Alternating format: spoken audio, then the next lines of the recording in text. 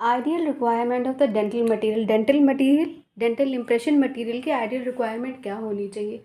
इसके 7 पॉइंट होते हैं। वो डेंटल इम्प्रेशन मटेरियल कोई भी हो सकता है, reversible, irreversible, elastic, in elastic, zinc oxide, eugenol paste हो सकता है, प्लास्टर हो सकता है, अगर हो सकता है, एल्जिनेट हो सकता है, इलास्टोमेरिक इम्प्रेशन मटेरियल्स हो सकता है।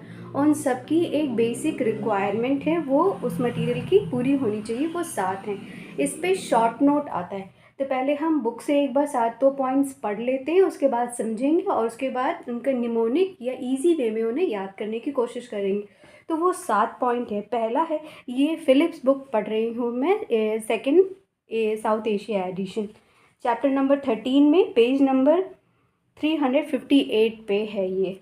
तो पहला पॉइंट है, sufficient fluidity to adapt the oral tissue. Material इतना फ्लूइड होना चाहिए कि वो टिश्यू को अडेप्ट कर ले। जब हम इम्प्रेशन ले रहे हैं तो वो इतना फ्लूइड होना चाहिए कि उस मटेरियल की इम्प्रेशन को अडेप्ट कर ले। तो इतना पतला भी नहीं होना चाहिए कि इम्प्रेशन पे रुक ही नहीं रहा है और बहता चला जा रहा, और इतना स्ट्रॉन्ग भी नहीं होना चाहिए कि प्रेस करने पे उस पर बाउंड्रीज़ के इम्प्रेशन आ ही नहीं रहे। It should be sufficiently fluid. दूसरा पॉइंट है, viscous enough to be held on the tray. इतना विस्कस होना चाहिए कि हम उस मटेरियल को ट्रे पे रोक सके। मतलब कि इतना विस्कस भी नहीं होना चाहिए, इतना पतला, मोर विस्कस भी नहीं होना चाहिए, यानी कि इतना पतला भी नहीं होना चाहिए कि ट्रे पे हम मिक्स करने के बाद उसे लोड ही नहीं कर पा रहे हैं और वो बहता हुआ चला जा रहा है। दूसरा, इतना स्टिफ नहीं होना चाहिए कि हम उस पर लोड ही नहीं कर पा रहे हैं और उसे इवन हम स्प्रेड भी नहीं ट्रे पे कर पा रहे।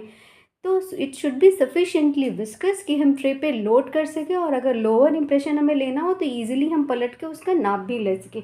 Third point, able to transform into a rubbery or rigid solid in the mouth in a reasonable time that should be less than 5 minute. तो 5 मिनट के अंदर इंप्रेशन माउथ में सेट हो जाना चाहिए।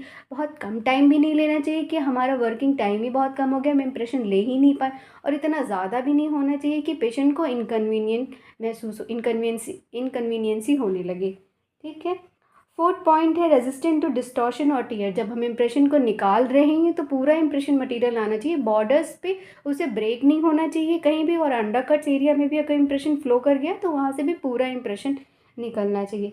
फिफ्थ पॉइंट है, डायमेंशनली स्टेबल। इंप्रेशन लेने के बाद it should B dimensionally stable, boundaries एकदम स्टेबल होने चाहिए। कुछ मटेरियल्स की क्वालिटी ये होती है कि इम्प्रेशन लेने के बाद उनके बाई प्रोडक्ट्स निकलते हैं, वाटर या अल्कोहल, जिसकी वजह से या तो वो स्वेल कर जाते हैं, यानी कि बाउंड्रीज थोड़ी सी इम्बाइबिशन के थ्रू स्वेल कर जाती है, या कंट्रैक्ट कर जाती, तो जिससे कि बाउंड्रीज डिसेबल हो जाती और डिस्टर्बेंस वहाँ पे आ जाता है, यानी कि अनस्टेबल हो जाता है, डायमेंशन अनस्टेबल हो जाते हैं। 6 पॉइंट, बायोकम्पैटिबल होना चाहिए। और 7 पॉइंट है, कॉस्ट इफेक्टिव, कि वो कॉस्ट इफेक्टिव होना चाहिए कि डेंटिस्ट उसे आसानी से यूज़ कर सके। तो ideal requirement of the dental material, dental impression material, वो 7 पॉइंट है।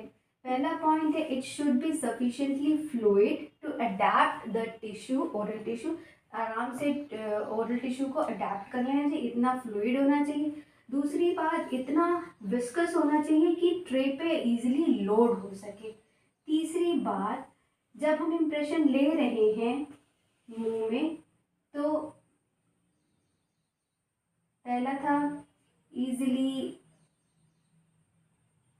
फ्लूइड होना चाहिए, दूसरा था विस्कस होना चाहिए, तीसरा, हाँ, आसानी से सेट हो जाना चाहिए, मटेरियल को इजीली सेट हो जाना चाहिए माउथ के अंदर। बहुत ज़्यादा टाइम नहीं लेना चाहिए और बहुत ज़्यादा भी टाइम नहीं लेना चाहिए और बहुत कम भी टाइम नहीं लेना चाहिए। चौथा पॉइंट है, जब हम इम्प्रेशन निकाल रहे हैं तो वो डिस्टॉर्ट नहीं होना चाहिए। पांचवा पॉइंट है, इम्प्रेशन जब हमने बाहर निकाल लिया है तो वो डायमेंशनली स्टेबल होना चाहिए, और क्या ही अच्छा है अगर हम उससे 2-3 कास्ट भी बना लें। छठा पॉइंट है, वो बायोकम्पैटिबल होना चाहिए, और 7वां पॉइंट है, वो कॉस्ट इफेक्टिव होना चाहिए। इस पे शॉर्ट नोट आता है। Hope it's clear. Thank you.